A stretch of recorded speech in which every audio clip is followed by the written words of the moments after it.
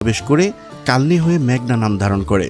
এরপর চাঁদপুরে পদ্মার সাথে মিলিত হয়ে আনুমানিক ৯০ মাইল দক্ষিণে ৪টি মোহনা পথে মেঘনা বঙ্গোপসাগরে মিলেছে। এগুলোর স্থানীয় নাম তেঁতুলিয়া, শাহবাজপুর, সন্দ্বীপ ও হাতিয়া।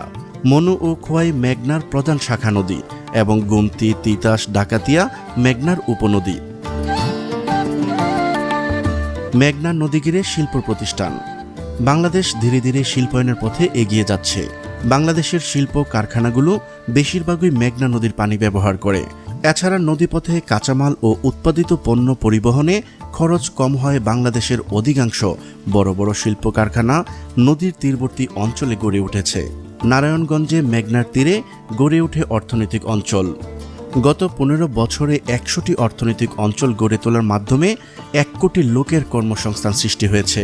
এই নদীকে কেন্দ্র করে গড়ে উঠেছে বাংলাদেশের স্বনামধন্য